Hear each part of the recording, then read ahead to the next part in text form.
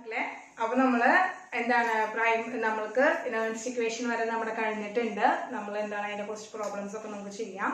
അതിന് മുമ്പായിട്ട് ടീച്ചർ എന്താന്ന് പറയുന്നത് വെച്ച് കഴിഞ്ഞാൽ ഒരു സെക്ഷനിലേക്ക് കിടക്കണം. Type of commercial cells. അതായത് നമ്മൾ ഇതുവരെ പഠിച്ചിട്ടുള്ള നമ്മുടെ ആ ഗാൽവാനിക് സെല്ലുകൾ ഉണ്ടല്ലോ, ആ ഗാൽവാനിക് സെല്ലുകൾ നമ്മൾ നമ്മുടെ ഡെയിലി ലൈഫിൽ ഉപയോഗിക്കുന്ന ഏതൊക്കെ സെല്ലുകളാണ് നമ്മൾ ഡെയിലി ലൈഫിൽ ഉപയോഗിക്കുന്നത് എന്നാണ് നമ്മൾ പഠിക്കാനായിട്ട് പോകുന്നത്. അപ്പൊ ഡെയിലി ലൈഫിൽ നമ്മൾ ഉപയോഗിക്കുന്ന സെല്ലുകളാണ്, അതായത് കൊമേഴ്ഷ്യലി നമ്മൾ ഉപയോഗിക്കുന്ന സെല്ലുകളാണ്. അപ്പൊ നമ്മൾ ഇപ്പൊ പഠിക്കാൻ പോകുന്ന ടോപ്പിക് എന്ന് പറയുന്നത് commercial cells, type of commercial cells ആണ്. അപ്പൊ ടൈപ്പ് ഓഫ് കൊമേഴ്ഷ്യൽ സെൽസ് ആണ് നമ്മൾ ഇന്ന് പഠിക്കാനായിട്ട് പോകുന്നത്. അപ്പൊ ഇത് നോക്കുക, നമുക്കറിയാം, നമ്മളിപ്പോ പറയാന്ന് വെച്ചാൽ നമ്മള് കുറെ ബാറ്ററീസ് നമ്മൾ ഉപയോഗിക്കുന്നുണ്ട് അല്ലെ. പല ടൈപ്പ് ബാറ്ററീസ് നമുക്കറിയാം. നമ്മൾ ടോർച്ചിന്റെ ഉള്ളിലും റിമോട്ടിന്റെ ഉള്ളിലൊക്കെ ഇടുന്ന, ക്ലോക്കിന്റെ ഉള്ളിലൊക്കെ ഇടുന്ന ടൈപ്പ് ബാറ്ററീസ് ഉണ്ട്. അതിന് വ്യത്യസ്തമായി നമ്മൾ വാച്ചുകളിൽ ഇടുന്ന ബാറ്ററി അതിന് വ്യത്യസ്തമാണ്. പിന്നെ നമ്മുടെ മൊബൈൽ ഫോണിലുള്ള ബാറ്ററി വ്യത്യസ്തമാണ്. പിന്നെ എന്താണ്, നമ്മുടെ ഈ വലിയ വലിയ വണ്ടികളിൽ, കാറ്, അതുപോലെ തന്നെ ബസ്, അതിലൊക്കെ ഇതുപോലെ ബാറ്ററീസ് ഉണ്ട്. അതൊക്കെ എന്താണ്, ഒന്നിനൊന്ന് ഡിഫറെന്റ് ആയിട്ടുള്ളതാണ് അല്ലെ. അപ്പൊ അത് തന്നെയാണ് നമ്മൾ പഠിക്കാൻ പോകുന്നത്. ടൈപ്പ് ഓഫ് കൊമേഴ്ഷ്യൽ സെൽസ് ആണ്. അപ്പൊ ടൈപ്പ് ഓഫ് കൊമേഴ്ഷ്യൽ സെൽസിനെ മെയിൻ ആയിട്ടും സെല്ലുകളെ രണ്ടായിട്ടാണ് ഡിവൈഡ് ചെയ്യുന്നത്. Primary cells and secondary cells. ഈ പ്രൈമറി സെൽ എന്ന് പറയുന്നത് ഉദ്ദേശിക്കുന്നത് എന്താ വെച്ചാല് നോൺ റീചാർജബിൾ ആണ്. അതായത് നമുക്ക് റീചാർജ് ചെയ്യാനായിട്ട് സാധിക്കില്ല. നമുക്കറിയാം, ബാറ്ററി, നമ്മുടെ ടോർച്ചിലൊക്കെ ഇടുന്ന ബാറ്ററി അല്ലെങ്കിൽ റിമോട്ടിലിടുന്ന ബാറ്ററി, അതിന്റെ ചാർജ് കഴിഞ്ഞാൽ ചാനൽ മാറി തുടങ്ങാതെ ആയാൽ നമ്മൾ എന്ത് ചെയ്യുന്നു, അത് എടുത്ത് കളഞ്ഞ് പുതിയ ബാറ്ററിയാണ് അതിലേക്ക് കൊണ്ടുവരിക. അല്ലാതെ വീണ്ടും ആ ഒരു ബാറ്ററി, ഉപയോഗിച്ചിരുന്ന ബാറ്ററി വീണ്ടും നമുക്ക് ചാർജ് ചെയ്ത് ഉപയോഗിക്കാനായിട്ട് സാധിക്കില്ല. അത് നമുക്ക് അറിയുന്ന കാര്യം തന്നെയാണ്. അപ്പോ അങ്ങനെ ചാർജ് ചെയ്യാൻ സാധിക്കാത്ത, ചാർജ് ചെയ്ത് വീണ്ടും ഉപയോഗിക്കാൻ പറ്റാത്ത ബാറ്ററികൾ, ആ ടൈപ്പ് സെൽസിനെയാണ് നമ്മൾ പ്രൈമറി സെൽസ് എന്ന് പറയുന്നത്. യൂസ് ആൻഡ് ത്രോ ചെയ്യുന്നത്, നമ്മൾ യൂസ് ചെയ്ത് കളയുന്ന എന്താണ് ബാറ്ററീസ് അല്ലെങ്കിൽ സെൽസിനെയാണ് നമ്മൾ എന്താണ് പ്രൈമറി സെൽസ് എന്ന് പറയുന്നത്. പിന്നെ സെക്കൻഡ് ആയിട്ടുള്ള രണ്ടാമത്തെ കാറ്റഗറിയിലേക്ക് വരികയാണ് സെക്കൻഡറി സെൽസ് എന്ന് വെച്ച് കഴിഞ്ഞാൽ നമുക്ക് ഉപയോഗിച്ച് കഴിഞ്ഞാൽ, അതായത് ചാർജ് തീരുമ്പോൾ വീണ്ടും റീചാർജ് ചെയ്ത് ഉപയോഗിക്കാനായിട്ട് പറ്റുന്ന ടൈപ്പ് സെല്ലുകളെയാണ് നമ്മൾ സെക്കൻഡറി സെൽസ് എന്ന് പറയുന്നത്. അപ്പോൾ ഫോർ എക്സാമ്പിൾ പറയാം, നമ്മൾ മൊബൈൽ ഫോണിൽ, നിങ്ങൾക്കൊക്കെ ഉള്ളതാണ് മൊബൈൽ ഫോണിന്റെ ചാർജ് ചെയ്ത് തീർന്നു കഴിഞ്ഞാൽ എന്താണ് ചെയ്യുക? ഇപ്പൊ നന്നായി ചാർജ് പോകുന്നുണ്ടാവും, നമുക്കറിയാം മക്കളെ, നമ്മൾ വീഡിയോസ് കാണുന്നു. അപ്പൊ നിങ്ങളുടെ മൊബൈൽ ഫോണിന്റെ ചാർജൊക്കെ വേഗം തീരുന്നുണ്ടാവും. അപ്പൊ നമ്മൾ വീണ്ടും മൊബൈൽ ഫോണിന്റെ ബാറ്ററി ഇത് കളയാണോ ചെയ്യുന്നത്? അല്ലല്ലേ, വീണ്ടും എന്താണ് 100% വരെ നമ്മൾ കുത്തിവെച്ച് വീണ്ടും ചാർജ് ചെയ്യുന്നു, വീണ്ടും കൊടുന്നു, അതുപോലെ തന്നെ ഉപയോഗിക്കുന്നു. അപ്പൊ നമുക്ക് വീണ്ടും ചാർജ് ചെയ്ത് ഉപയോഗിക്കാൻ പറ്റും. അങ്ങനെ അത്തരത്തിലുള്ള ബാറ്ററികളെയാണ് നമ്മൾ സെക്കൻഡറി ബാറ്ററിയിൽ ഉൾക്കൊള്ളിക്കുന്നത്. ഏതാണ് സെക്കൻഡറി ബാറ്ററി ഉപയോഗിക്കുന്നത്? എക്സാമ്പിൾ ആയിട്ട് ഇപ്പൊ ടീച്ചർ പറഞ്ഞ പോലെ മൊബൈൽ ബാറ്ററിയാണ്, നിക്കൽ കാഡ്മിയം സെല്ല്, അതുപോലെ തന്നെ നമ്മുടെ വണ്ടികളിലൊക്കെ ഉപയോഗിക്കുന്ന ലെഡ് സ്റ്റോറേജ് ബാറ്ററി. ഇതൊക്കെയാണ് ആ സെക്കൻഡറി ബാറ്ററിയുടെ എക്സാമ്പിൾസ് എന്ന് പറയുന്നത്. സെക്കൻഡറി ബാറ്ററി എന്താണ് അതിന്റെ ഡെഫിനിഷൻ പറഞ്ഞ മക്കളെ? റീചാർജബിൾ ആണ്. എന്താണ് റീചാർജബിൾ ആയിട്ടുള്ള ബാറ്ററീസ്, സെൽസിനെയാണ് നമ്മൾ സെക്കൻഡറി സെൽസിൽ ഉൾക്കൊള്ളിക്കുന്നത്. അപ്പൊ മെയിൻ ആയിട്ട് നമ്മൾ എന്താണ് രണ്ട് ടൈപ്പ് സെല്ലുകളാണുള്ളത്. ഒന്ന് എന്താണ് പ്രൈമറി സെൽ, എന്താണ് നോൺ റീചാർജബിൾ, ചാർജ് ചെയ്യാൻ സാധിക്കാത്തതാണ്. ദെൻ സെക്കൻഡ് വൺ എന്താണ് സെക്കൻഡറി സെൽ, എന്താണ് റീചാർജബിൾ. ഇതാണ് രണ്ട് കണ്ടീഷൻ. ഈ രണ്ട് പോയിന്റ് മാത്രം പഠിച്ചാൽ മതി. ഇനി ഇവരുടെ എക്സാമ്പിളുകൾ പഠിക്കണം, അതുപോലെ തന്നെ ഇവരുടെ ഓവറോൾ സെൽ റിയാക്ഷൻ പഠിക്കണം. ഇവരിൽ എടുക്കുന്ന ഇലക്ട്രോഡുകൾ ഏതാണ്, ഇലക്ട്രോലൈറ്റ് ഏതാണെന്നൊക്കെ നമ്മൾ എന്തെങ്കിലും പഠിക്കാനുണ്ട്. അപ്പോ സെക്കൻഡറി സെല്ലിലെയും പ്രൈമറി സെല്ലുകളിൽ ഏതൊക്കെ സെക്കൻഡറി സെല്ലുകളാണ്, ഏതൊക്കെ പ്രൈമറി സെല്ലുകളാണ് നമ്മൾ കൊമേഴ്ഷ്യലി ധാരാളമായിട്ട് ഉപയോഗിക്കുന്നത്, അങ്ങനെ കുറച്ച് ഡീറ്റെയിൽസ് നമുക്ക് പഠിക്കാം. പ്രൈമറി സെല്ല്, സെക്കൻഡറി സെല്ലിന്റെ കുറച്ച് എക്സാമ്പിളുകൾ പഠിക്കാം. ആദ്യം നടക്കുന്ന സെൽ റിയാക്ഷൻസ് ഏതൊക്കെയാണ്, ഏതൊക്കെ ആനോഡാണ്, ഏതൊക്കെ ഇലക്ട്രോലൈറ്റ് ആണ് എടുത്തിട്ടുള്ളതെന്നാണ് നമ്മൾ ഇന്ന് നോക്കാനായിട്ട് പോകുന്നത്. അപ്പൊ നോക്കാം മക്കളെ, ഫസ്റ്റ് തന്നെ നമ്മൾ പ്രൈമറി സെല്ലാണ് പഠിക്കാൻ പോകുന്നത്. അപ്പൊ 1 ഡിഗ്രി സെല്ലിന് ഇതെന്താണ് പ്രൈമറി സെല്ല് തന്നെയാണ് വായിക്കുക, പ്രൈമറി സെല്ലാണ്. ഇപ്പൊ അതിന്റെ ടൈപ്പ് രണ്ട് ടൈപ്പ് പ്രൈമറി സെല്ലാണ് നമുക്ക് പഠിക്കാനുള്ളത്. ഒന്ന് dry cell and mercury cell എന്ന് പറയുന്നത്. അപ്പൊ ഡ്രൈ സെൽ എന്ന് പറഞ്ഞാൽ നമ്മൾ സാധാരണ ഉപയോഗിക്കുന്ന സെല്ലില്ലേ, നമ്മുടെ ബാറ്ററി എന്ന് പറയുന്നത് നമ്മുടെ ഏതിലാണ്, റിമോട്ടിലെ ക്ലോക്കിലെ ഒക്കെ ഉപയോഗിക്കുന്ന സെൽ ഉണ്ടല്ലോ, ചെറിയ ഇലക്ട്രിക്കൽ ആയിട്ടുള്ള സെല്ലുകൾ, അതിനെയാണ് നമ്മൾ പറയുന്നത് ഡ്രൈ സെൽ എന്ന് പറയുന്നത്. മെർക്കുറി സെൽ എന്ന് പറഞ്ഞു കഴിഞ്ഞാല് നമ്മുടെ വാച്ചിലൊക്കെ ഇരുന്ന ചെറിയൊരു ബട്ടൺ ഷേപ്പിലുള്ള ചെറിയൊരു സെൽ ഉണ്ടല്ലോ ബാറ്ററി, അതിനാണ് എന്താണ് മെർക്കുറി സെൽ എന്ന് പറയുന്നത്. അല്ലാതെ പറയുന്ന പേര് ബട്ടൺ സെൽ, ബട്ടന്റെ ഷേപ്പിലുള്ള കാരണം ബട്ടൺ സെൽ എന്നും നമുക്ക് അതിനെ പറയാനായിട്ട് സാധിക്കും. അപ്പൊ നമ്മൾ ആദ്യം പരിചയപ്പെടാൻ പോകുന്നത് ഡ്രൈ സെല്ലിനെയാണ്. അപ്പൊ ഡ്രൈ സെൽ എന്ന് പറഞ്ഞു കഴിഞ്ഞാല് ആനോഡ് എന്ന് പറയുന്ന സിങ്കും കാഥോഡ് എന്ന് പറയുന്നത് ഗ്രാഫൈറ്റും ആണ് മക്കളെ. അപ്പോ ആനോഡ് എന്ന് പറയുന്ന സിങ്കിന്റെ ഒരു കവറിംഗില് മിഡിലില് ഒരു ഗ്രാഫൈറ്റ് ആയിരിക്കും ഉണ്ടായിരിക്കും. ഗ്രാഫൈറ്റിന്റെ റോഡ് മിഡില് വെച്ചിട്ടുണ്ടായിരിക്കും. ആ രണ്ടുള്ള ഒരു സിലിണ്ടറിക്ക് ആ ഒരു എമിറ്റി സ്പേസില് നമ്മൾ എന്താണ് ഇലക്ട്രോളൈറ്റുള്ള zinc chloride and aluminium chloride mixture ആണ് നമ്മൾ അവിടെ എടുക്കുന്നത്. അതിലേക്ക് മാംഗനീസ് ഓക്സൈഡും കൂടി മിക്സ് ചെയ്തിട്ടാണ് നമ്മൾ ആ ഇലക്ട്രോലൈറ്റ് എടുത്തിട്ടുണ്ടായിരിക്കുക. അപ്പൊ നോക്കാം എന്താണ് കാഥോഡ് എന്ന് പറയുന്നത് ഗ്രാഫൈറ്റും ആനോഡ് എന്ന് പറയുന്നത് സിങ്കും ആണ്. ഇതിൽ ഗ്രാഫൈറ്റ് എന്ന് പറയുന്നത് ഒരു നമുക്ക് പറയുകയാണെങ്കിൽ ഒരു ഇനേർട്ട് ഇലക്ട്രോഡ് ആയിട്ടാണ് ഗ്രാഫൈറ്റ് ആക്ട് ചെയ്യുന്നത്. അവിടെ ഇലക്ട്രോഡ് റിയാക്ഷനിലൊന്നും അവിടെ എന്ത് ചെയ്യില്ല, പങ്കെടുക്കുന്നില്ല. ഇനേർട്ട് ഇലക്ട്രോഡാണ് ആയിരുന്നത് ഗ്രാഫൈറ്റ് എന്ന് പറയുന്നത്. പിന്നെ ഉപയോഗിക്കുന്ന ഇനേർട്ട് ഇലക്ട്രോഡാണ് നമ്മുടെ പ്ലാറ്റിനം എന്ന് പറയുന്നത്. അപ്പൊ ഗ്രാഫൈറ്റ് ഒരു ഇനേർട്ട് ഇലക്ട്രോഡ് ആയിട്ടാണ് അവിടെ ആക്ട് ചെയ്യുന്നത്. ആനോഡിൽ എന്ന് പറയുന്നത് സിങ്കും കാഥോഡിൽ എന്ന് പറയുന്നത് ഗ്രാഫൈറ്റ് ആണ് എടുത്തിരിക്കുന്നത്. ഇലക്ട്രോലൈറ്റ് എന്ന് പറയുന്നത് മോയിസ്റ്റ് പേസ്റ്റ് ആയിട്ടുള്ള പേസ്റ്റ് ഫോമിലാണ് അമോണിയം ക്ലോറൈഡിനെയും സിങ്ക് ക്ലോറൈഡിനെയും നമ്മൾ എടുത്തിരിക്കുന്നത്. ഇനി നെക്സ്റ്റ് സെൽ റിയാക്ഷൻ എന്താണെന്ന് നോക്കുക. Zinc plus ammonium ion plus 2MnO4 gives zinc 2+ 2NH3 + 2MnOOH. അപ്പോ ഇതിൽ നമുക്ക് എന്താണ് ഇതിന്റെ പ്രൊഡക്റ്റ് എന്ന് പറയുന്നത് അമോണിയം ആയിട്ട് മാറി അതുപോലെ തന്നെ മാംഗനീസിന്റെ ഒരു ഹൈഡ്രോക്സൈഡ് ഫോമിലേക്ക് ഒരു കോംപ്ലക്സ് കോമ്പൗണ്ട് ആയിട്ട് മാറി. അപ്പൊ അങ്ങനെ ഒരു മിക്സ്ചറിൽ നിന്ന് ഈ ഒരു നമ്മുടെ റിയാക്ടറിൽ നിന്ന് ഈ പ്രൊഡക്റ്റ് കിട്ടിക്കഴിഞ്ഞാൽ പിന്നീട് അവരെ റിവേഴ്സ് ചെയ്ത് കൊണ്ടുവരാനായിട്ട് സാധിക്കില്ല. അതുകൊണ്ട് തന്നെ ആ ഒരു പ്രൊഡക്റ്റ് ആയി മാറിയത് കൊണ്ട് പിന്നെ തിരിച്ച് നമ്മുടെ ഈ ഒരു റിയാക്ടറിന്റെ ഫോമിലേക്ക് കൊണ്ടുവരാനായിട്ട് നമുക്ക് സാധിക്കില്ല. അതുകൊണ്ട് തന്നെ ഇത് നോൺ റീചാർജബിൾ ആയിട്ടാണ് അറിയപ്പെടുന്നത്. അപ്പൊ നോക്കാം, എക്സസ് അമോണിയ ആണ് അതിൽ ഫോം ചെയ്യുന്നത്. അപ്പൊ എക്സസ് കംപ്ലീറ്റ് ആയിട്ട് അമോണിയ അതിൽ ഫോം ചെയ്ത് കഴിഞ്ഞു കഴിഞ്ഞാൽ പിന്നീട് എന്താണ് റിയാക്ടർ ആ ഒരു സെൽ റിയാക്ഷൻ അവിടെ നടക്കില്ല. അതുമൂലം അവിടെ ഇലക്ട്രോ കെമിക്കൽ റിയാക്ഷൻ നടക്കില്ല, സെൽ വർക്കിംഗ് ഉണ്ടാവില്ല. അങ്ങനെ ഉണ്ടാവും. ഇനി നമ്മൾ ഈ സെല്ലുകളൊക്കെ നമ്മുടെ മണ്ണിൽ കൊണ്ടുപോയി ഇട്ട് കഴിഞ്ഞാൽ കുറെ കഴിഞ്ഞാൽ എന്താ ഈ അമോണിയം ലീക്ക് ചെയ്തിട്ട് നമ്മളതൊരു പൊല്യൂഷന് കാരണമാവാൻ സാധ്യതയുണ്ട്. അപ്പൊ ഇതാണ് ഡ്രൈ സെൽ എന്ന് പറയുന്നത്. ഡ്രൈ സെൽ എന്ന് പറയുന്നത് എക്സാമ്പിൾ ഓഫ് എ പ്രൈമറി സെല്ലാണ്. ആനോഡ് എന്ന് പറയുന്നത് സിങ്ക് ആണ്, കാഥോഡ് നമ്മൾ ഗ്രാഫൈറ്റ് ആണ്. ഒരു ഇനേർട്ട് ഇലക്ട്രോഡ് ആണ് നമ്മൾ കാഥോഡ് ആയിട്ട് എടുക്കുന്നത്. ഇലക്ട്രോലൈറ്റ് എന്ന് പറയുന്നത് zinc chloride and ammonium chloride ആണ്.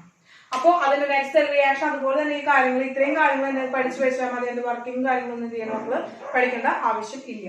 ദെൻ മെർക്കുറി സെൽ ആണ് മക്കളെ, മെർക്കുറി സെൽ. അപ്പൊ മെർക്കുറി സെൽ എന്ന് പറയുന്നത് മറ്റൊരു പേര് എന്താണ്, ബട്ടൺ സെൽ ആണ്. ബട്ടൺ ഷേപ്പിൽ ചെറിയൊരു സെൽ വാച്ചിലൊക്കെയാണ് ഉപയോഗിക്കുക.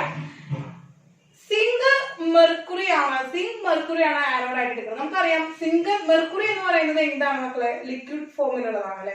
അതുകൊണ്ട് തന്നെ അതിനൊരു ഇലക്ട്രോഡ് ആയിട്ട് നമുക്ക് പ്ലേസ് ചെയ്യാനായിട്ട് പറ്റില്ല. അപ്പൊ അതിനുവേണ്ടി ഒരു ബേസ് ആയിട്ട് നമ്മൾ ആരും കൂടി എടുക്കാണ്, സിങ്കിനെയും കൂടി എടുക്കാം. അപ്പൊ സിങ്ക് മെർക്കുറി ആണ് അവിടെ നമ്മൾ ഇലക്ട്രോഡ് ആയിട്ട് എടുക്കുന്നത്. ഏത് ഇലക്ട്രോഡ് ആണ്, ആനോഡ് ആയിട്ട് എടുക്കുന്നത്. കാഥോഡ് ആയിട്ട് മെർക്കുറി ഓക്സൈഡ് ആൻഡ് കാർബൺ ആണ്. മെർക്കുറി ഓക്സൈഡ് ആൻഡ് കാർബൺ എന്ന് പറയുമ്പോൾ ഗ്രാഫൈറ്റ് എടുക്കാം, പ്യൂർ കാർബൺ എടുക്കാം. അതില് മെർക്കുറി ഓക്സൈഡും ഓർ കാർബൺ അല്ലെങ്കിൽ ഗ്രാഫൈറ്റും ആണ് നമ്മൾ അവിടെ ആരായിട്ട് എടുക്കുന്നത്, കാഥോഡ് ആയിട്ട് എടുക്കുന്നത്.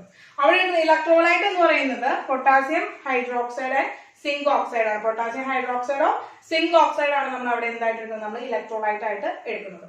ഇനി അടുത്ത നെക്സ്റ്റ് സെൽ റിയാക്ഷൻ എന്ന് പറയുന്നത് സിങ്ക് ഓർ എന്താണ് മെർക്കുറി, സിങ്ക് ബാർ മെർക്കുറി ആണെന്ന് പറയുന്നത്. അതായത് സിങ്കിന്റെ ഓവറിലാണ് അവിടെ ആരാണ് മെർക്കുറി എടുക്കുന്നത്. Plus mercury oxide give zinc oxide plus mercury. അപ്പോ ഇതിൽ നിന്ന് കംപ്ലീറ്റ് ആയിട്ട് സിങ്ക് ഓക്സൈഡും അതുപോലെ തന്നെ മെർക്കുറി ആയിട്ട് മാറിക്കഴിഞ്ഞാൽ പിന്നീട് എന്താണ് അതിന്റെ റിയാക്ഷൻ റിവേഴ്സ് ചെയ്യാനായിട്ട് സാധിക്കില്ല. അങ്ങനെ എന്താണ് നെക്സ്റ്റ് സെൽ റിയാക്ഷൻ കഴിഞ്ഞ് കഴിഞ്ഞാൽ ഈ സെൽ റിയാക്ഷൻ അവിടെ യൂസ് ചെയ്ത് കഴിഞ്ഞു കഴിഞ്ഞാൽ, അതായത് സിങ്കിനെയും മെർക്കുറി ഓക്സൈഡും കംപ്ലീറ്റ് ആയി ഉപയോഗിച്ച് സിങ്ക് ഓക്സൈഡ് മെർക്കുറി ആയിട്ട് ട്രാൻസ്ഫർ ആയി കഴിഞ്ഞു കഴിഞ്ഞാൽ പിന്നെ ആ സെൽ അവിടെ വർക്കിംഗിൽ ഉണ്ടാവില്ല. കിട്ടില്ലേ മക്കളെ? അപ്പൊ അതാണ് നെക്സ്റ്റ് സെൽ റിയാക്ഷൻ എന്ന് പറയുന്നത്. ഇനി അപ്പൊ രണ്ട് പ്രൈമറി സെല്ലുകളാണ് പഠിച്ചത്. ഒന്ന് dry cell and mercury cell. അടുത്തത് സെക്കൻഡറി സെല്ലാണ്. സെക്കൻഡറി സെല്ലിൽ വരുന്നത് lead storage cell and nickel cadmium cell ആണ്. അപ്പൊ ലെഡ് സ്റ്റോറേജ് സെൽ എന്ന് പറയുന്ന മറ്റൊരു പേരാണ് വെഹിക്കിൾ ബാറ്ററി അല്ലെങ്കിൽ വെഹിക്കിൾ സെൽ എന്ന് പറയാനായിട്ട് നമുക്ക് പറ്റും. അതായത് നമ്മുടെ വണ്ടികളിൽ ഉപയോഗിക്കുന്ന സെല്ലാണ് നമ്മൾ എന്ന് പറയുന്നത് ലെഡ് സ്റ്റോറേജ് സെൽ എന്ന് പറയുന്നത്. വലിയ പെട്ടിയിൽ കറുത്ത ബോക്സിൽ നമ്മൾ കണ്ടിട്ടില്ല, വലിയ ബോക്സിൽ, അതാണ് ലെഡ് സ്റ്റോറേജ് സെൽ എന്ന് പറയുന്നത്. വെഹിക്കിൾ സെൽ എന്ന് നമുക്ക് അതിന് പറയാനായിട്ട് സാധിക്കും, അല്ലെങ്കിൽ കാർ സെൽ എന്ന് നമ്മൾ അതിനെ പറയാറുണ്ട് നമ്മളെ. അപ്പൊ നോക്കുക, ലെഡ് സ്റ്റോറേജ് സെൽ എന്ന് പറഞ്ഞു കഴിഞ്ഞാൽ അതിൽ ലെഡ് വന്നിട്ടുണ്ട്. അപ്പൊ എന്തായാലും ആനോഡിൽ ഒരാൾ എന്താണ്, ലെഡ് ആണ്. അപ്പോ ആനോഡ് എടുക്കുന്നത് ലെഡ് ആണ്, കാഥോഡ് എടുക്കുന്നതും ലെഡ് തന്നെയാണ്. അപ്പൊ ആനോഡ് എടുക്കുന്നത് ലെഡ്, പ്യുവർ ലെഡും, കാഥോഡിൽ എടുക്കുന്നത് ലെഡ് ഓക്സൈഡും ആണ് നമ്മൾ എടുക്കുന്നത്. അതില് ഇലക്ട്രോലൈറ്റ് ആയിട്ട് ഇരിക്കുന്നത് എന്താണ്, സൾഫ്യൂരിക് ആസിഡ് ആണ്. എന്താണ്, സൾഫ്യൂരിക് ആസിഡ് ആണ് നമ്മൾ ഇലക്ട്രോലൈറ്റ് ആയിട്ട് എടുക്കുന്നത്. അതിന്റെ റിയാക്ഷനിലേക്ക് നോക്കുക, lead plus lead oxide plus sulphuric acid give lead sulfate plus water. lead sulfate plus water. ഇനി ഈ വാട്ടറും ലെഡ് സൾഫേറ്റും കൂടി ആഡ് ചെയ്യുകയാണെങ്കിൽ 2H2O plus PbSO4 ആയിട്ട് നമ്മൾ റിയാക്ട് ചെയ്യുകയാണെങ്കിൽ നമുക്ക് എന്താ കിട്ടുക, Pb plus PbO2 plus 2H2SO4 എന്നുള്ള റിയാക്ഷൻ. അതായത് റിവേഴ്സ് റിയാക്ഷൻ എടുക്കാനായിട്ട് പറ്റും. ആ റിവേഴ്സ് റിയാക്ഷൻ നടക്കണമെങ്കിൽ പക്ഷെ എന്ത് ചെയ്യണം എന്ന് വെച്ച് കഴിഞ്ഞാൽ അവിടെ ടെർമിനൽസ് ഓപ്പോസിറ്റ് ആയിട്ട് കണക്ട് ചെയ്യണം. അപ്പൊ ശ്രദ്ധിക്കുക മക്കളെ, ഇത് എന്തുകൊണ്ടാണ് റീചാർജബിൾ എന്ന് പറഞ്ഞിട്ടുണ്ടെങ്കിൽ, ഇപ്പൊ നമുക്കറിയാം നമ്മുടെ ലെഡ് സ്റ്റോറേജ് ബാറ്ററിയില് ഒരു പോസിറ്റീവ് ടെർമിനൽ, നെഗറ്റീവ് ടെർമിനൽ ഉണ്ട്. വേറൊരു ബാറ്ററിയുടെ എന്താണ് കണക്ഷൻ കൊടുത്തിട്ട് ഇതിനെന്ത് ചെയ്യാണ്, ചാർജ് ചെയ്ത് കഴിഞ്ഞാൽ, ഓപ്പോസിറ്റ്ലി ഇവരെ ചാർജ് ചെയ്ത് കഴിഞ്ഞു കഴിഞ്ഞാൽ നമുക്ക് എന്ത് ചെയ്യാൻ പറ്റും, ഈ റിയാക്ഷൻ ഈ സെല്ലിൽ ഉണ്ടായിരുന്ന PbSO4 H2O എന്ന് പറയുന്നത് റിവേഴ്സ് റിയാക്ഷൻ നടന്നിട്ട് വീണ്ടും എന്തായി മാറും, Pb plus PbO2 plus 2H2SO4 ആയിട്ട് കൺവേർട്ട് ചെയ്യാനായിട്ട് സാധിക്കും. മനസ്സിലായോ? അതുകൊണ്ടാണ് ഇത് റീചാർജബിൾ എന്ന് പറയാനുള്ളത്. കാരണം റീചാർജബിൾ ആണ്, വളരെ ഇമ്പോർട്ടന്റ് ആണ് മക്കളെ. എന്താണ്, ലെഡ് സ്റ്റോറേജ് ബാറ്ററി ആണ്, Pb ആണ് അവിടുത്തെ ലെഡ് ആണ് അവിടുത്തെ ആനോഡ്, ലെഡ് ഓക്സൈഡ് ആണ് കാഥോഡ്, സൾഫ്യൂരിക് ആസിഡ് ആണ് നമ്മൾ അവിടെ ഇലക്ട്രോലൈറ്റ് ആയിട്ട് എടുക്കുന്നത്. നെക്സ്റ്റ് സെൽ റിയാക്ഷനും പഠിച്ചു വയ്ക്കും. അടുത്തതാണ് nickel cadmium cell. Nickel cadmium cell അഥവാ മൊബൈൽ ബാറ്ററി എന്ന് നമുക്ക് പറയാനായിട്ട് പറ്റും. നിക്കൽ കാഡ്മിയം സെൽ അല്ലെങ്കിൽ മൊബൈൽ സെൽ, നമ്മൾ മൊബൈൽ ഫോണിലൊക്കെ ഉപയോഗിക്കുന്ന സെല്ലാണ് നിക്കൽ കാഡ്മിയം സെൽ എന്ന് പറയുന്നത്. അവിടെ ആനോഡ് എന്ന് പറയുന്നത് കാഡ്മിയം ആണ്, കാഥോഡ് എന്ന് പറയുന്നത് നിക്കൽ ഓക്സൈഡ് ആണ്, ഇലക്ട്രോലൈറ്റ് എന്ന് പറയുന്നത് പൊട്ടാസ്യം ഹൈഡ്രോക്സൈഡ് ആണ്. Next cell reaction, cadmium plus nickel oxide plus water gives cadmium hydroxide plus nickel hydroxide. Cadmium hydroxide nickel hydroxide ആണ് ഉണ്ടാകുന്നത്. വീണ്ടും അതിലേക്ക് ചാർജ് ചെയ്ത് കഴിഞ്ഞാൽ അവർ എന്തായി മാറും, അവർ റിവേഴ്സ് റിയാക്ഷൻ നടന്നിട്ട് കാഡ്മിയം നിക്കൽ ഓക്സൈഡും വാട്ടറുമായിട്ട് മാറും. അപ്പൊ അതുകൊണ്ട് റിവേഴ്സ് റിയാക്ഷൻ നടക്കുന്ന രണ്ട് റിയാക്ഷൻസ് ആണ് ഇവർ രണ്ടാളും. അതുകൊണ്ടാണ് ഇവരെ റീചാർജ് ചെയ്യാനായിട്ട് സാധിക്കുന്നത്. അപ്പോ primary cell, secondary cell. Primary cell എന്ന് വെച്ചാൽ നോൺ റീചാർജബിൾ ആയിട്ടുള്ള സെല്ലുകളെയാണ് നമ്മൾ പ്രൈമറി സെൽ എന്ന് പറയുന്നത്. യൂസ് ആൻഡ് ത്രോ ആണ് അവർ. Then the secondary cell എന്ന് പറയുന്നത് റീചാർജ് ചെയ്യാൻ പറ്റുന്ന സെല്ലുകളാണ്. എക്സാമ്പിൾ ആയിട്ട് lead storage cell, nickel cadmium cell ആണ്. എന്താണ് മക്കളെ, ഇത് ഇത്ര തന്നെയാണ് പഠിക്കേണ്ട ആവശ്യമുള്ളൂ. ഇത് തന്നെ പഠിക്കേണ്ട ആവശ്യമുള്ളൂ. ഇത്രയും തന്നെ വളരെ എക്സ്പ്ലെയിൻ ചെയ്തൊന്നും പഠിക്കേണ്ട ആവശ്യമില്ല. ഓർത്ത് വെക്കേണ്ട കാര്യങ്ങൾ ഇത്രയാണ്. ഇമ്പോർട്ടന്റ് ആയിട്ട് ഓർത്ത് വെക്കുക, നോട്ട് ചെയ്തെടുക്കാം. അടുത്ത് നമുക്ക് ഒരു സെല്ലും കൂടി നമുക്ക് പഠിക്കാനുണ്ട്. അത് കഴിഞ്ഞിട്ട് നമുക്ക് പ്രോബ്ലത്തിലേക്ക് കടക്കാം. അപ്പൊ ഇതൊന്ന് നോട്ട് ചെയ്തെടുത്തോളാം മക്കളെ. അപ്പൊ അടുത്തത് ഫ്യൂവൽ സെൽ ആണ്. ഫ്യൂവൽ സെൽ ഇപ്പൊ നമുക്കറിയാം, റോക്കറ്റ് ഓടിക്കാനൊക്കെ നമുക്ക് റോക്കറ്റൊക്കെ ഓടിക്കണം. അത് റോക്കറ്റ് പറത്തണമെങ്കിലൊക്കെ എന്താ, ഹൈ എനർജി ആവശ്യമാണ് അല്ലെ. അതുപോലെ റോക്കറ്റിലെ ഫ്യൂവൽ പോലെ, റോക്കറ്റ് ഉപയോഗിക്കുന്ന ഫ്യൂവൽ പോലെ, അത് റോക്കറ്റ് ഓടിപ്പിക്കാൻ ഉപയോഗിക്കുന്ന ഒരു എനർജി അത് കിട്ടുന്നതും. അതുപോലെ തന്നെ ഹൈ എനർജി ആവശ്യമുള്ള മറ്റു കണ്ടീഷനുകൾ ഉണ്ടെങ്കിൽ, ഇപ്പൊ ന്യൂക്ലിയർ റിയാക്ടറുകൾ പോലുള്ള ഹൈ എനർജി നമുക്ക് ആവശ്യമുള്ള മറ്റു കണ്ടീഷനുകൾ ഉണ്ടെന്നായിരിക്കാം. അപ്പൊ ഹൈ എനർജി ആവശ്യമുള്ള മറ്റു കണ്ടീഷനുകളിലൊക്കെ നമ്മൾ ഉപയോഗിക്കുന്ന ഒരു സെല്ലാണ് ഫ്യൂവൽ സെൽ എന്ന് പറയുന്നത്. അപ്പോൾ ഹൈ എനർജി ആണ് ഇതിൽ നിന്ന് നമുക്ക് കിട്ടുക, ഹൈ ഇലക്ട്രിക്കൽ എനർജിയാണ് നമുക്ക് ഇതിൽ നിന്ന് കിട്ടുക. അപ്പോൾ അതിൽ ഉപയോഗിക്കുന്ന രണ്ട് ഇലക്ട്രോഡുകൾ എന്ന് പറയുന്നത് ഒന്ന് ഓക്സിജനും ഒന്ന് ഹൈഡ്രജനും ആണ്. അതുകൊണ്ട് തന്നെ ഈ ഫ്യൂവൽ സെൽ അറിയപ്പെടുന്ന മറ്റൊരു പേര് എന്ന് പറയുന്നത് എന്താണ്, ഹൈഡ്രജൻ ഓക്സിജൻ സെൽ എന്നാണ് ഇത് അറിയപ്പെടുന്നത്. എന്താണ്, ഹൈഡ്രജൻ ഓക്സിജൻ സെൽ എന്നാണ് ഇത് അറിയപ്പെടുന്ന വേറൊരു പേരെന്ന് പറയുന്നത്. അപ്പോ ഇതില് കാഥോഡ് ആയിട്ട് എടുക്കുന്നത് നമ്മൾ ആരെയാണ്, കാഥോഡ് ആയിട്ട് എടുക്കുന്നത് നമ്മൾ ഓക്സിജൻ ആണ്. അപ്പോ കാഥോഡ് ആയിട്ട് എടുക്കുന്ന ഓക്സിജന് വാട്ടറിന്റെ പ്രസൻസില് 4 ഇലക്ട്രോണെ ഗെയിൻ ചെയ്തിട്ട് 4 OH മൈനസ് അയോൺ ആയിട്ട് മാറുന്നു. അപ്പോ ഗെയിൻ ഓഫ് ഇലക്ട്രോൺ ആണല്ലേ, അപ്പൊ റിഡക്ഷൻ റിയാക്ഷൻ നടക്കുകയാണ് ചെയ്യുന്നത്. അടുത്തത് ആനോഡില് എന്ത് ചെയ്യുന്നു, ആനോഡിലുള്ള ഹൈഡ്രജൻ 4OH മൈനസ് അയോണിനെ എന്താണ് അയോണും കൂടി ചേർന്ന് അവർ രണ്ടാളും കൂടി ചേർന്ന് 4H2O ആയിട്ട് മാറാണ്. എപ്പോ 4 ഇലക്ട്രോണെ ലൂസ് ചെയ്തിട്ട്. അപ്പൊ ഇവിടെ ഗെയിൻ ഇലക്ട്രോണും ലൂസ് ഇലക്ട്രോണും നടന്നു. അങ്ങനെ കാഥോഡ് റിയാക്ഷൻ അയോൺ റിയാക്ഷൻ കിട്ടിയാണ്. നെറ്റ് സെൽ റിയാക്ഷൻ എന്ന് പറയുന്നത് നമുക്ക് എന്ത് കിട്ടും മക്കളെ? ഇത് ആഡ് ചെയ്യുകയാണെങ്കിൽ 4 electron cancel each other. Then 4OH minus cancel each other. Then 2H2O 4H2O cancel ചെയ്ത് കളഞ്ഞു. അങ്ങനെ നമുക്ക് ഓവറോൾ റിയാക്ഷൻ എന്ന് പറയുന്നത് O2 plus 2H2 gives 2H2O എന്ന് പറയുന്ന നെറ്റ് ഓവറോൾ സെൽ റിയാക്ഷൻ കിട്ടി. അപ്പോ ഇവന്റെ പ്രത്യേകത ഇതാണ് ഫ്യൂവൽ സെൽ എന്ന് പറയുന്നത്. ഹൈഡ്രജൻ ഓക്സിജൻ സെല്ലാണ് ഫ്യൂവൽ സെൽ എന്ന് പറയുന്നത്. അതായത് നെറ്റ് സെൽ റിയാക്ഷനും അതുപോലെ തന്നെ കാഥോഡ് റിയാക്ഷനും അയോൺ റിയാക്ഷനും ഒന്ന് ഓർത്ത് വയ്ക്കാം. ഇനി ഇവന്റെ ഒരു പ്രത്യേകത വെച്ചാല് 70% എഫിഷ്യന്റ് ആണ് ഈ ഒരു സെൽ. 70% എഫിഷ്യന്റ് ആയിട്ടുള്ള സെല്ലാണ്. മാത്രമല്ല ഒരു പൊല്യൂഷൻ ഫ്രീ ആയിട്ടുള്ള ഒരു സെല്ലും കൂടിയാണ് ആരെന്ന് പറയുന്നത് ഫ്യൂവൽ സെൽ എന്ന് പറയുന്നത്. അപ്പൊ എന്താണ്? കാരണം ഇതിന്റെ പ്രൊഡക്റ്റ് എന്ന് പറയുന്നത് ആര് മാത്രമാണ് ഉണ്ടാവുന്നത് മക്കളെ? വാട്ടർ ആണ് ഉണ്ടാവുന്നത്. വാട്ടർ പൊല്യൂട്ടഡ് ആണോ? അല്ല. അപ്പൊ ഈ റോക്കറ്റിലൊക്കെ പോകുമ്പോൾ റോക്കറ്റിലൊക്കെ ഉപയോഗിക്കുന്നത് ഈ ഫ്യൂവൽ ആണ് എന്ന് പറയുന്നത് ഹൈഡ്രജൻ ഫ്യൂവൽ ആണ് നമ്മൾ ഉപയോഗിക്കുന്നത്. അപ്പൊ അവിടെ കിട്ടുന്ന ഈ ഒരു വാട്ടർ ഇതൊക്കെ ഈ വാട്ടർ ഉപയോഗിച്ചിട്ടാണ് അവരുടെ ഡ്രിങ്കിങ്ങിനൊക്കെ വേണ്ടിയിട്ട് അവർ ഉപയോഗിക്കുന്നത്. ഹൈലി ഡിസ്റ്റിൽഡ് ആയിട്ടുള്ള വാട്ടർ ആണ്. അപ്പൊ ഇത്രയാണ് ഫ്യൂവൽ സെല്ലിൽ ഓർത്ത് വെക്കേണ്ട കാര്യം. ഫ്യൂവൽ സെൽ എന്ന് പറയുന്നത് ഹൈഡ്രജൻ ഓക്സിജൻ സെല്ലാണ്. ഹൈ എനർജി ആണ് അതിൽ നിന്ന് എന്ത് കിട്ടുന്നത്? അതിൽ നിന്ന് നമുക്ക് കിട്ടുന്ന എനർജി ഹൈ എനർജി ആണ്. അതുകൊണ്ട് തന്നെ റോക്കറ്റ് പോലുള്ള വെഹിക്കിൾസ് എന്ത് ചെയ്യാണ് വർക്ക് ചെയ്യാൻ വേണ്ടി നമ്മൾ ഉപയോഗിക്കുന്ന ഒരു സെല്ലാണ് എന്ന് പറയുന്നത് ഫ്യൂവൽ സെൽ എന്ന് പറയുന്നത്. ഹൈ എനർജി കിട്ടുന്നുണ്ട് അതിനുണ്ട്. ഹൈലി എഫിഷ്യന്റ് ആയിട്ടുള്ള ഒരു സെല്ലാണ് ഫ്യൂവൽ സെൽ എന്ന് പറയുന്നത്. അതുപോലെ തന്നെ പൊല്യൂഷൻ ഫ്രീ ആണ്. വാട്ടർ ആണ് അതിന്റെ ബൈ പ്രോഡക്റ്റ് എന്ന് പറയുന്നത്. വാട്ടർ ബൈ പ്രോഡക്റ്റ് ആയതുകൊണ്ട് തന്നെ അവൻ പൊല്യൂഷൻ ഫ്രീ ആയിട്ടുള്ള ഒരു സെല്ലാണ്. അപ്പൊ ഇത്രയാണ് മക്കളെ ഫ്യൂവൽ സെൽ എന്ന് പറയുന്നത്. ഫ്യൂവൽ സെൽ ഓർത്ത് വെക്കുക. അത് നമ്മൾ എന്താണ്? അപ്പൊ നമ്മുടെ ഗാൽവാനിക് സെല്ലിന്റെ ഒരു പോർഷൻ കഴിഞ്ഞു. നമുക്ക് കുറച്ച് പ്രോബ്ലംസ് ചെയ്യാം. നോട്ട് ചെയ്ത് വെച്ചോ.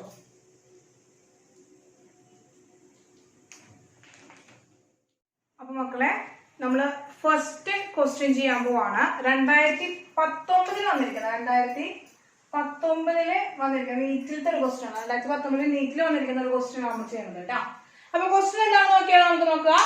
For the cell reaction 2Fe3 plus 2I minus gives 2Fe2 plus I2. E0 cell is equal to 0.24 volt at 298 Kelvin. The standard Gibbs energy of the cell reaction is dash. നമുക്ക് Faraday തന്നിട്ടുണ്ട്. F is equal to 96500 coulombs തന്നിട്ടുണ്ട്. അപ്പൊ നമ്മൾ എന്താണ്? Standard Gibbs energy ആണ്. Standard Gibbs energy standard free energy എന്ന് നമുക്ക് തന്നെ പറയാനായിട്ട് സാധിക്കും. അതാണ് കണ്ടുപിടിക്കാനായിട്ട് പറഞ്ഞിരിക്കുന്നത്. നമുക്കറിയാം എന്താണ്? Delta G naught is equal to negative NfE0 cell ആണ് നമ്മുടെ delta G naught standard Gibbs energy കിട്ടാനുള്ള ഇക്വേഷൻ. അപ്പൊ ഡെൽറ്റ ജി എന്ന് പറയുന്നത് നെഗറ്റീവ് NfE0 സെൽ ആണ് നമുക്ക് വരിക മക്കളെ. അപ്പൊ ഇതിലെ E സെല്ലിന്റെ വാല്യൂ നെഗറ്റീവ് അല്ല, എഫിന്റെ വാല്യൂ നെഗറ്റീവ് അല്ല, എന്നിന്റെ വാല്യൂ നെഗറ്റീവ് ആവില്ല. നമ്മുടെ ഈ ഒരു റിയാക്ഷൻ എന്നിന്റെ വാല്യൂ നെഗറ്റീവ് ആവില്ല. അങ്ങനെയാണെങ്കിൽ നെഗറ്റീവ് തന്നെ ആയിരിക്കണ്ടേ ഗിബ്സ് ഫ്രീ എനർജി എന്ന് പറയുന്നത്. അപ്പൊ പോസിറ്റീവ് ആയിട്ടുള്ള ഈ രണ്ട് ഓപ്ഷൻ ആവില്ല നമുക്ക് എന്തായാലും ഇതിന്റെ ആൻസർ ആയിട്ട് വരും. അപ്പൊ നമ്മൾ എന്താണ്? അപ്പൊ ഈ രണ്ട് ഓപ്ഷനുള്ള ഇതാണ് രണ്ട് ചാൻസ് കിട്ടിയിരിക്കുന്നത്. അപ്പൊ നമ്മൾ ഡയറക്റ്റ് ആയിട്ട് എന്താണ്? നമുക്ക് എയും ഡിയും ആവില്ല. എന്തായാലും -4.632 അല്ലെങ്കിൽ -223.16 ആയിരിക്കും നമ്മുടെ ആൻസർ എന്നത്. ഡയറക്റ്റ് ആയിട്ട് പുട്ട് ചെയ്യാൻ എല്ലാം നമുക്ക് തന്നിട്ടുണ്ട്. എന്താണ്? Delta G naught is equal to n കണ്ടുപിടിക്കണം. n കണ്ടുപിടിക്കാൻ എന്താണ്? നമ്മൾ n ഫാക്ടർ ആണ് നമ്മൾ ഉപയോഗിക്കുക. n ഇസ് ഈക്വൽ ടു എന്താണ്? n ഫാക്ടർ ആണ് നമ്മൾ ഉപയോഗിക്കുക മക്കളെ. അപ്പൊ n ഫാക്ടർ എന്ന് പറഞ്ഞാൽ എന്താണ്? ചേഞ്ചിങ് ആയിട്ടുള്ള ഏതെങ്കിലും ഒരു ചേഞ്ചിങ് എടുക്കുകയാണ്. ഏതെങ്കിലും ഒരു ഓക്സിഡേഷൻ സ്റ്റേറ്റോ റിഡക്ഷന്റെയോ ചേഞ്ചിങ് ഓക്സിഡേഷൻ സ്റ്റേറ്റ് കണ്ടുപിടിക്കണം. അപ്പൊ എന്താണ്? 3 - 2 ഇൻറ്റു എത്ര ആറ്റംസ് ഉണ്ട് മക്കളെ? 2 ആറ്റംസ് ഉണ്ട്. ഇൻറ്റു 2 ആണ് വരിക. അങ്ങനെയാണെങ്കിൽ 1 × 2 വരും. അപ്പോൾ 2 ആണ് n വരിക. അപ്പൊ n ഫാക്ടർ ഉപയോഗിച്ച് n ഫാക്ടർ കണ്ടുപിടിക്കുന്ന അനുസരിച്ച് വേണം മക്കളെ ഇവിടുത്തെ n കണ്ടുപിടിക്കാനായിട്ട്. അല്ലെങ്കിൽ ഇൻക്രീസിംഗ് പറഞ്ഞാൽ 3 to 2 ആണ് വരുന്നത്. അപ്പൊ 1 ആണ് അവിടെ 1 ഇലക്ട്രോണിന്റെ ട്രാൻസ്ഫർ ആണ് ഉണ്ടാവുന്നത്. പക്ഷെ അങ്ങനത്തെ രണ്ടാളുകൾക്കാണ് 1 ഇലക്ട്രോൺ ട്രാൻസ്ഫർ ഉണ്ടാവുന്നത്. അപ്പൊ 2 ആണ് വരിക. അങ്ങനെ കണ്ടുപിടിക്കാം. ഇനി നിങ്ങൾക്ക് തെറ്റി പോകരുത്, നിങ്ങൾ ആ 2 എടുക്കാൻ മറന്നു പോകരുത്. അതുകൊണ്ട് നിങ്ങൾ എന്താണ് n ഫാക്ടർ വെച്ച് തന്നെ കണ്ടുപിടിക്കാനായിട്ട് പഠിച്ചാൽ മതി n-ന്റെ വാല്യൂ എന്ന് പറയുന്നത് കേട്ടോ. അപ്പോൾ delta G naught is equal to എന്ത് കിട്ടി? -2 ഇൻറ്റു എഫ് എന്താണ് 96500 ഇൻറ്റു 0.24. അപ്പൊ ഇതൊന്ന് മൾട്ടിപ്ലൈ ചെയ്ത് നോക്കിയ മക്കളെ, -2 ഇൻറ്റു ഇതൊന്ന് മൾട്ടിപ്ലൈ ചെയ്ത് നോക്കിയേ, നെഗറ്റീവ് എന്തൊരു മക്കളെ, negative 46.32 kilo joule per mole ആണ് ആൻസർ വരാം. കാൽക്കുലേറ്റ് ചെയ്ത് നോക്കുക. Negative 46.32 kilo joule per mole ആണ് വരിക കേട്ടോ. ഏത് ഓപ്ഷൻ? ബി ആണ് വരിക. ഓപ്ഷൻ ബി ആണ്. ഓപ്ഷൻ ബി ആണ് ആൻസർ വരിക. ഒന്നുമില്ല, ഡയറക്റ്റ് ആണ്. മൾട്ടിപ്ലിക്കേഷൻ മാത്രം ചെയ്ത് നോക്കേണ്ട ആവശ്യമുള്ള വേറെ ഒന്നുമില്ല. ഡയറക്റ്റ് ക്വസ്റ്റ്യൻ ആണ്. 2019 വന്നിട്ടുള്ള ഒരു ക്വസ്റ്റ്യൻ ആണ് കേട്ടോ. അപ്പൊ ചെയ്ത് നോക്കിക്കോളൂ കേട്ടോ. അപ്പൊ ഒന്നാമത്തെ ക്വസ്റ്റ്യൻ ചെയ്ത് നോക്കിയല്ലോ, സിമ്പിൾ ആണ്. ഡയറക്റ്റ് എന്താണ് നമ്മൾ പുട്ട് ചെയ്തിട്ടുള്ള ക്വസ്റ്റ്യൻ ആണ്. ഡയറക്റ്റ് ആയിട്ട് പുട്ട് ചെയ്ത് കൊടുക്കുക, മൾട്ടിപ്ലൈ ചെയ്യുക, ആൻസർ വരും. ഇനി രണ്ടാമത്തെ ഒരു ക്വസ്റ്റ്യൻ ആണ്. രണ്ടാമത്തെ ക്വസ്റ്റ്യൻ നോക്കുക. ഇതും 2019 നീറ്റിൽ വന്നിരിക്കുന്ന ഒരു ക്വസ്റ്റ്യൻ ആണ് കേട്ടോ. 2019 ക്വസ്റ്റ്യൻ തന്നെയാണ്. നോക്കുക. The standard electrode potential values of aluminum, silver, potassium and chromium are -1.66 volt, 0.80 volt, -2.93 volt and -0.74 volt respectively. The correct decreasing order of reducing power of the metal is. എന്താണ് പറഞ്ഞിരിക്കുന്നത്?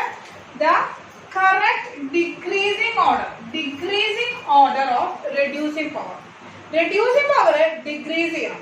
അപ്പൊ reducing power decrease ചെയ്യാന്ന് വെച്ചിട്ടുണ്ടെങ്കിൽ എന്താണ്? reducing power decrease ചെയ്യണമെങ്കിൽ standard reduction potential എന്ത് വ്യത്യാസം വരണം എന്ന് ചിന്തിച്ചാൽ മതി. സ്റ്റാൻഡേർഡ് റിഡക്ഷൻ പൊട്ടൻഷ്യൽ എന്താണ് അവിടെ വരേണ്ടത്? എന്ത് ഓർഡറിലാണ് സ്റ്റാൻഡേർഡ് റിഡക്ഷൻ പൊട്ടൻഷ്യൽ വരുന്നത്? അപ്പോൾ സ്റ്റാൻഡേർഡ് റിഡക്ഷൻ പൊട്ടൻഷ്യൽ കുറഞ്ഞു വരണല്ലോ. അപ്പൊ സ്റ്റാൻഡേർഡ് റിഡക്ഷൻ പൊട്ടൻഷ്യൽ കുറയുമ്പോഴാണ് അവിടെ എന്ത് ചെയ്യുക? ഡിക്രീസിങ് ഓർഡർ ഓഫ് എന്താ reducing power of the method എന്ന് പറയാനായിട്ട് പറ്റും. അപ്പൊ നമുക്കിവിടെ കുറച്ച് റിഡക്ഷൻ പൊട്ടൻഷ്യൽ തന്നിട്ടുണ്ട്. ഇത് നമ്മൾ നോക്കുകയാണെങ്കിൽ അലുമിനിയത്തിന്റെ എത്രയാണ്? -1.66 വോൾട്ട് ആണ്. ദെൻ സിൽവർ 0.80 വോൾട്ട് ആണ്. പൊട്ടാസ്യം 2.93 വോൾട്ട് ആണ്. ദെൻ പിന്നെ ആരുടെയാണ് മക്കളെ? പിന്നെ ക്രോമിയത്തിന്റെ -0.74 വോൾട്ട് ആണ്. അപ്പോ ഏറ്റവും കുറവ് എന്താണ്? ഏറ്റവും കുറവ് എന്ത് കാണിക്കണം? റെഡ്യൂസിങ് പവർ കാണിക്കണം. ഏറ്റവും കുറവ് reducing property. The correct decreasing order of reducing power of the metal.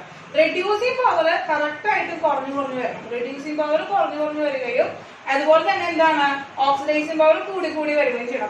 അപ്പൊ റെഡ്യൂസിങ് പവർ കുറയാന്ന് വെച്ചിട്ടുണ്ടെങ്കിൽ മക്കൾ നോക്കി നോക്കിയാൽ ഇതിൽ ഏറ്റവും വലിയ വാല്യൂ ഓഫ് റിഡക്ഷൻ പൊട്ടൻഷ്യലിന്റെ ഏറ്റവും വലിയ വാല്യൂ ആരുടെയാണ് നോക്കുക? ഏറ്റവും വലിയ വാല്യൂ റിഡക്ഷൻ പൊട്ടൻഷ്യൽ ആർക്കാണ് വരുന്നത്? അവരായിരിക്കും. ആ ഒരു റിഡക്ഷൻ പൊട്ടൻഷ്യലിന്റെ എന്താണ് നമ്മൾ ആ ഡിക്രീസിങ് ഓർഡർ കാണിച്ചു മതി. എന്നതിന് വേണ്ടിയിട്ട് നമ്മൾ ഇവിടെ വരുന്ന റെഡ്യൂസിങ് പവറിന്റെ ഡിക്രീസിങ് കാണിക്കാനായിട്ട്. അപ്പൊ നോക്കൂ, ഏറ്റവും കൂടുതൽ വാല്യൂ ആർക്കാണ് വരുന്നത്? AG-ക്കാണ് വരുന്നത്. അപ്പൊ നമ്മൾ എന്ത് ചെയ്ത് AG. പിന്നെ ആർക്കാണ് മക്കളെ വരുന്നത്? പിന്നെ ആരെ വരുന്നത്? പിന്നെ -1ഉം -2 and -0 പോയിന്റ് ആണ് വരുന്നത്. പിന്നെ ആരെ വരിക? -0.74 ആരെ വരിക? ക്രോമിയം ആണ് വരിക. അടുത്തത് ആർക്കാ വരിക മക്കളെ? അടുത്തത് -2 ഉണ്ട്, -1 ഉണ്ട്. ആരെ വരിക? പൊട്ടാസ്യം വന്നു. പൊട്ടാസ്യം അല്ല, അലുമിനിയം വന്നു. ദെൻ പൊട്ടാസ്യം വന്നു. അപ്പൊ ഇതാണ് ഓർഡർ. അപ്പൊ ഇത് നമ്മൾ എന്താണ്? ഇൻക്രീസിങ് റെഡ്യൂസിങ് പൊട്ടൻഷ്യൽ ആണ്. റെഡ്യൂസിങ് പൊട്ടൻഷ്യൽ ഇൻക്രീസ് ചെയ്യുന്ന രീതിയിലാണ് നമ്മൾ എഴുതി വെച്ചിരിക്കുന്നത്. ഇപ്പൊ റിഡക്ഷൻ പൊട്ടൻഷ്യൽ ഇൻക്രീസ് ചെയ്യുന്ന രീതിയിൽ വരികയാണെങ്കിൽ അതിന്റെ റെഡ്യൂസിങ് പവർ എങ്ങനെയായിരിക്കും? ഡിക്രീസ് ചെയ്യായിരിക്കും വരിക. ഡിക്രീസ് ചെയ്യുമായിരിക്കും ചെയ്യാം. അപ്പൊ ഡിക്രീസിങ് കാണിക്കാനായിട്ട് എന്ത് ചെയ്താൽ മതി? ഡിക്രീസിങ് സിമ്പിൾ ഇട്ട് കൊടുക്കാൻ വേണ്ടത്. അപ്പൊ ഏതാണ് ഓപ്ഷൻ മക്കളെ? ഏതാ ഓപ്ഷൻ? ഓപ്ഷൻ ബി ആണ്. ഓപ്ഷൻ ബി ആണ്. ഒന്നുമില്ല, എന്താണ് നമ്മൾ നോക്കുക. എന്താണ് ക്വസ്റ്റ്യൻ ചോദിച്ചിരിക്കുന്നത്? Decreasing order of reducing power ആണ്. റെഡ്യൂസിങ് പവർ ഡിക്രീസ് ചെയ്ത് വരണം. റെഡ്യൂസിങ് പവർ ഡിക്രീസ് ചെയ്ത് വരുന്നതാണ്. റെഡ്യൂസിങ് പവർ ഏറ്റവും കുറവുള്ള ആൾക്ക് ഏറ്റവും വലിയ എന്താണ്? റിഡക്ഷൻ പൊട്ടൻഷ്യൽ ആയിരിക്കും. ഏറ്റവും വലിയ റിഡക്ഷൻ പൊട്ടൻഷ്യൽ ആയിരിക്കും. അപ്പൊ ഏറ്റവും വലിയ റിഡക്ഷൻ പൊട്ടൻഷ്യൽ ഉള്ളത് ആരാണ്? Ag ആണ്. അപ്പോ റിഡക്ഷൻ പൊട്ടൻഷ്യൽ എന്താണ്? ഇൻക്രീസിങ് ഓർഡറിൽ എഴുതിയിട്ട് അതേ ഓർഡർ തന്നെ, അതിന്റെ ഇൻവേഴ്സിങ് ഓർഡർ ആണ് ആർക്ക് വരുന്നത്? റിഡ്യൂസിങ് പവറിന് വരുന്നത്. കേട്ടോ മക്കളെ? അപ്പൊ ഇത് ഏതിലാണ് വരുന്നത്? നമ്മൾ പറഞ്ഞു ഇലക്ട്രോ കെമിക്കൽ സീരീസിന്റെ എന്താണ് അപ്ലിക്കേഷനിൽ വരുന്ന ഒരു ക്വസ്റ്റ്യൻ ആണ്. അപ്പൊ ആ ആപ്ലിക്കേഷൻസ് ഇമ്പോർട്ടന്റ് ആയിട്ട് എന്ത് ചെയ്യണം? ഓർത്ത് പഠിച്ചു വെക്കണം. ഏത് രീതിയിൽ ചോദിച്ചാലും ഉത്തരം എഴുതാനായിട്ട് സാധിക്കണം. ആ 5 ഫംഗ്ഷനും ഓർത്ത് വെക്കുക കേട്ടോ. അത് എങ്ങനെ ക്വസ്റ്റ്യൻ വന്നാലും എഴുതാനായിട്ട് സാധിക്കണം. അപ്പോ ഓപ്ഷൻ ബി ആണ് ആൻസർ.